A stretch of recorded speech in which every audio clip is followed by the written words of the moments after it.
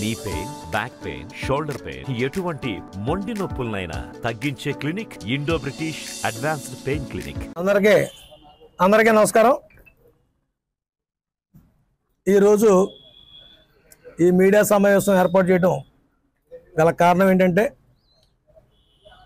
గత కొంతకాలంగా రకరకాల ప్రచారం,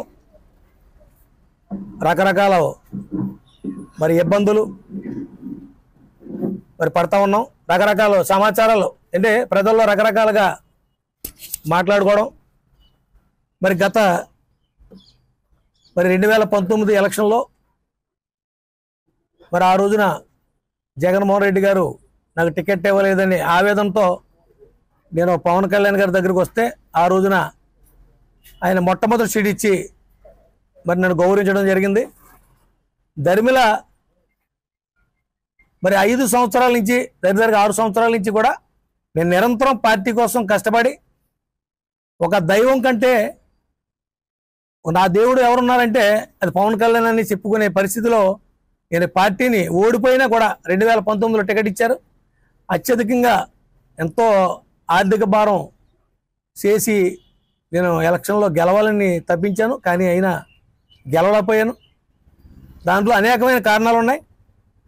దానివల్ల ఓడిపోయిన వారం నుంచి కూడా పార్టీ కోసం నిరంతరం కూడా కష్టపడి పనిచేశాను. కానీ ఆఖరికి వచ్చేటప్పటికి మన వారాహి యాత్రలో కూడా ఎంతో కష్టపడి ఎంతో ఆర్థికంగా భారమైనప్పటికీ కూడా ఏ కార్యకర్తకి కూడా ఇబ్బంది లేకుండా వారాహి యాత్ర కూడా పవన్ కళ్యాణ్ గారిను ఒక ఘన స్వాగతం పలకాలి ఆయన మహనీయుడికి అని చెప్పేసి నేను చేయడం జరిగింది. నేను ఎన్నోసార్లు ఆయన అడగడం కూడా జరిగింది. ఎప్పుడు అడిగినా మీలాంటి వాళ్ళు కాపాడుకోకపోతే నేనెందుకు పితాని గారు, నేను మీకు అండగా ఉన్నాను, మీకు ఏ ఇబ్బంది లేదని చెప్పేసిన దాఖలాలు ఒక్కొల్లగా ఉన్నాయి. ఈ మధ్యకాలంలో వారాహి యాత్రలో కూడా సభావేదికగా పితాని గారు గెలుచుంటే మీ అందరి తరఫున పోరాడేవారు, ఆయనకి వెనకాల ఉండి నేను సపోర్ట్ చేసేవాడిని అని చెప్పేసి చెప్పారు. ఆ రోజున నా భార్య, నా అక్క, నేను వెళ్ళినప్పుడు పితాని గారి బాధ్యత నాదమ్మ అని చెప్పేసి నా భుజం తట్టి ధైర్యం చెప్పడం కూడా జరిగింది. ధర్మిల పొత్తు కుదిరింది.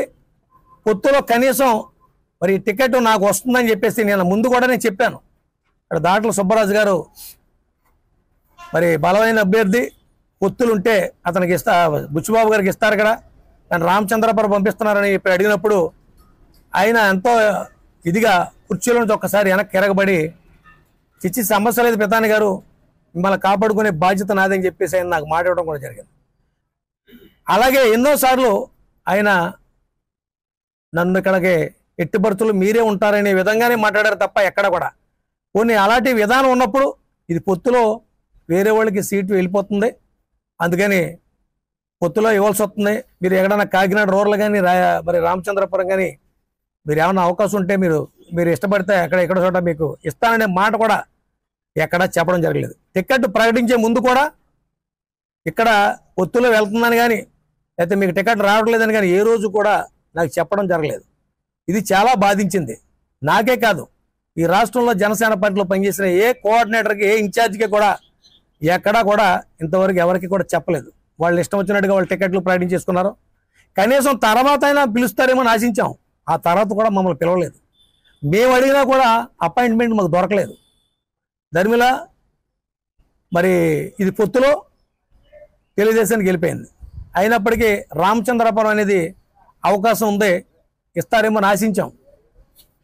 జేహో బీసీ సభలో తెలుగుదేశం సభ జరిగిన రోజున నేను కళ్యాణ్ గారిని అడగడం జరిగింది. ఆ రోజున 35 నిమిషాలు ఆయనతో మాట్లాడడం జరిగింది. ఆ రోజు అన్నీ కూడా స్పష్టంగా ఆయనకు చెప్పడం జరిగింది. రామచంద్రపురం నాకు బాగుంటుందని చెప్పాను. అన్ని రకాలుగా కూడా ఆయనను ప్రశ్నించడం జరిగింది. అన్నిటికీ కూడా నేను సంసిద్ధులై ఉన్నానని చెప్పేసి, మీకు వేదికగా ఇది ఇస్తాను, అది ఇస్తాను, ఇది ఇస్తాను, ఏదోటి ఇస్తాను, మీరు బాధపడకుండా ఆ రోజు కూడా నాకు చెప్పలేదు ఆయన.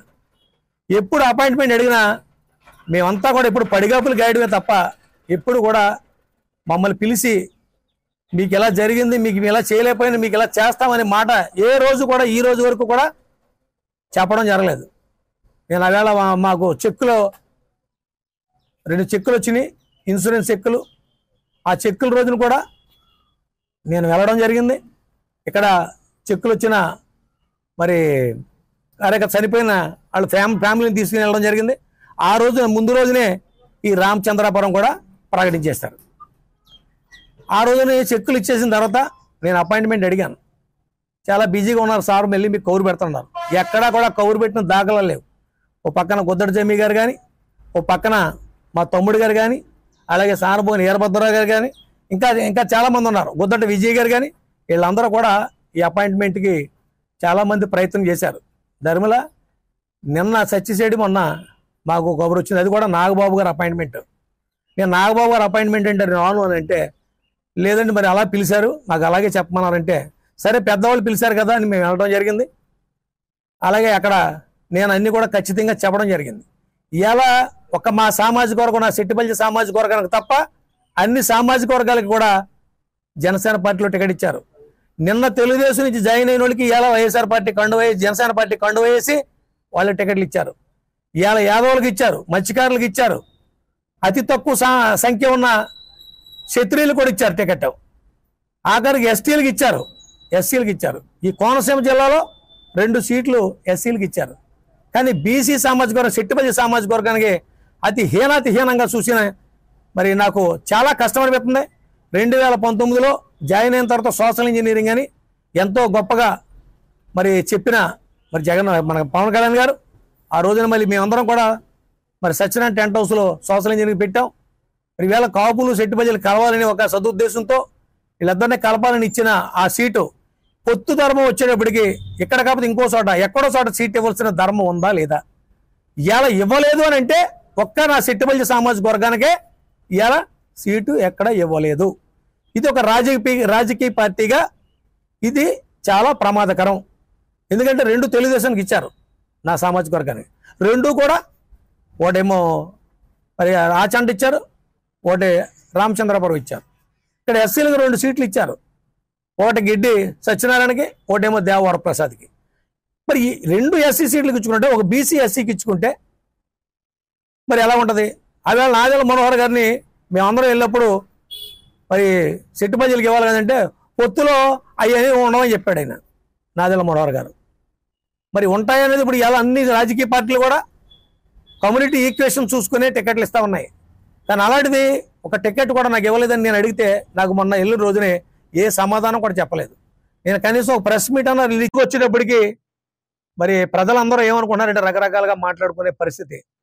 కానీ ఎప్పుడు కూడా పవన్ కళ్యాణ్ గారు నాకు అన్యాయం చేస్తారని ఏ రోజు కూడా ఊహించలేదు. ఆయన ఏది ఇస్తానన్నా కూడా నాకు చాలా బాధ అనిపిస్తూ ఉంది. ఆయన ఒక మాట అన్నా కూడా బాధ అనిపిస్తూ ఉంది. ఎందుకంటే ఆయన ఆరాధ్య దైవం అని చెప్పేసి పొగిడిన వ్యక్తిని నేను. అలాంటిది ముందు వరుసలో నన్ను మరి అవమానానికి గురి చేసిన మరి పవన్ కళ్యాణ్ గారికి మరి నేను చాలా ఈ మీడియా ద్వారా చాలా ఆవేదన వ్యక్తం చేస్తున్నాను. ఏ రోజు కూడా ఆయన పండిత్ మాట్లాడలేదు. ఎంత ఈ ఎన్ని నియోజకవర్గాల్లోనూ కూడా మరి ఖచ్చితంగా అన్ని చోట్ల కూడా ఫ్లెక్స్లు అంటించారు, రకరకాల విధ్వంసాలు చేశారు. కానీ ఎక్కడా కూడా ఇక్కడ చిన్న విధ్వంసం జరగకుండా నేను చూసి నేను ఎంతో విలువలతో కూడా రాజకీయం చేశాను. మేము ఎంపర్లాడినా కూడా కనీసం అపాయింట్మెంట్ ఇవ్వకుండా కనీసం మీకు ఇది ఉంది, మేము నాకే కాదు ఈ రాష్ట్రంలో జనసేన పార్టీలో పనిచేసిన ఇన్ఛార్జీలు ఎవరికి కూడా ఏ విధమైన న్యాయం జరగలేదు, ఎవరికి కూడా చెప్పి ప్రకటించలేదు, ఏ విషయంలో కూడా మమ్మల్ని సంప్రదించి చేయలేదు. ఇది చాలా మనోవేదన. ముఖ్యంగా సెట్టిపల్లి సామాజిక వర్గం అయిన నేను మొట్టమొదటి ఇచ్చి గౌరవం ఇచ్చారని ఎంత గొప్పగా చెప్పుకున్నాను. ఈ రోజు అంత సిగ్గుపడుతున్నాను, అంత బాధపడుతున్నాను. ఉందో వాడు అమ్ముకుని ఇవాళ పార్టీని పాలు పొంగులో పొంగే పార్టీని ఇవాళ సర్వనాశనం చేసుకున్నారు. ఈ పార్టీకి మనుగడ ఉంటుందో లేదో నాకు తెలీదు. రేపు రాబోయే భవిష్యత్తులో ఈ పార్టీలో మరి ఏ రకమైన పరిస్థితులు ఉంటాయనేది కూడా మాకు ఒక రకమైన ఆవేదన ఉంది. దానికోసమే నా కార్యకర్తలు, నా ఉమ్మలు, ముఖ్యంగా నా కమ్యూనిటీ లీడర్స్తో అందరితో కూడా మాట్లాడుకుని నేను రేపుగా ఎల్లుండి ఒక సమావేశం ఏర్పాటు చేసి నేను తదుపరి నిర్ణయం తీసుకుంటానని చెప్పేసి మీ మీడియా ప్రకారం తెలుపుకుంటూ సెలవు తీసుకున్నాను. రేపు నా కార్యకర్తలతో మాట్లాడిన తర్వాత, వాళ్ళతో నేను మాట్లాడుకున్న తర్వాత, షేర్ చేసుకున్న తర్వాత అప్పుడు మీకు కరెక్ట్గా మీకు రేపు ఎల్లుండి ఏదో ఒక రోజున ఒక సమావేశం ఏర్పాటు చేసి ఆ సమావేశంలో నేను వెల్లడిస్తాను. ఖచ్చితంగా అన్నాను, నాకు ఎక్కడో చోట ఇస్తారని అనుకున్నాను. కనీసం రామచంద్రపురం అయిపోయింది రామచంద్రపురం ప్రకటన వస్తుందని నేను ఆశించాను. నా సామాజిక వర్గం ఆశించింది, ఇక్కడ ఉన్న కాపు సోదరులు ఆశించారు, నా తోటి ఉన్న ఎస్సీ సోదరులు ఆశించారు. అందరం కూడా మీ అందరూ కూడా అనుకున్నారు లేదా రామచంద్రపురం వస్తుందని? మీ మీడియా సోదరులు కూడా నేను అడుగుతా ఉన్నాను, తప్పకుండా వస్తుందని అనడం లేదా? రామచంద్రపురం ఇస్తారని అనుకున్నారో లేదు మీరు చెప్పండి. హరిగారు అనుకున్నారో లేదో చెప్పండి, నాకు రాలేదు కదా. అంటే మీరు అడిగారు కనుక దానికి నేను సమాధానం చెప్తున్నాను. దానికి మీరు అనుకున్నారో లేదనే మాట మీరు కూడా సమాధానం చెప్పండి. అందుకని నేను ఒక్కడగా నేనేమి నిర్ణయం తీసుకోవడం కావదు కనుక ఖచ్చితంగా మా పార్టీ శ్రేణులు అందరితో కూడా కలుసుకొని నాకు కూడా ఎక్కడ ఏది మంచి అనుకుంటే అది నేను నిర్ణయించుకోవడం, నా కుటుంబ సభ్యులు కానీ నేను కూడా నా ఫ్యామిలీని కూడా ఇప్పటిదాకా వాళ్ళ మాట ఎక్కడ కూడా వినలేదు. నేను వినకుండా ఇప్పటిదాకా చేసిన తప్పుకి వీళ్ళ నేను పనిష్మెంట్ అనిపిస్తున్నాను. అలాగే ఇప్పుడు కూడా నా కమ్యూనిటీ, నాతో పాటు ఉన్న నా కమ్యూనిటీ సోదరులు కానీ, ఎస్సీ సోదరులు కానీ, అలాగే మరి మత్స్యకారు సోదరులు కానీ, అలాగే కాపు సోదరులు కానీ అందరూ ప్రతి ఒక్కళ్ళు కూడా నా వెనువెంట ఉన్న వాళ్ళందరూ కూడా నన్ను అర్థం చేసుకుంటారు. ఖచ్చితంగా రేపు మీటింగ్ పెట్టి ఖచ్చితంగా మీకు అందరికీ కూడా ఖచ్చితంగా నిర్ణయం చెప్తాం. ఆ రోజునే మీకు అన్ని కూడా మీకు క్లియర్గా అన్ని అర్థమయ్యేలా చెప్తాం. ఒకటండి, స్పష్టమైన హామీ అంటే జనసేన పార్టీలో ticket first seat Pithani Balakrishna గారు సీటు లేకుండా ఉండదు, ఇక్కడ కాబట్టి ఇంకో చోటని ఇస్తారని అన్నారు. రేపు పొద్దున ఏ స్పష్టమైన హామీ ఇచ్చినది జరుగుతుందన్న నమ్మకం కూడా మాకు కనపడటం లేదు. కనుసూపు మేరలో ముందు నాకు కావాల్సింది నా కార్యకర్తలు, నా అభిమానులు, వాళ్ళు ఏం చెప్తే దానికి నిర్ణయం చేసుకుని దాన్ని బట్టి ఆలోచిస్తాను. Okay, thank you. మరిన్ని వీడియోస్ కోసం ఛానల్ ని సబ్స్క్రైబ్ చేయండి, లేటెస్ట్ అప్డేట్స్ కోసం వాట్సాప్ ఛానల్ ని ఫాలో చేయండి, అండ్ లింక్ డిస్క్రిప్షన్ లో ఉంది.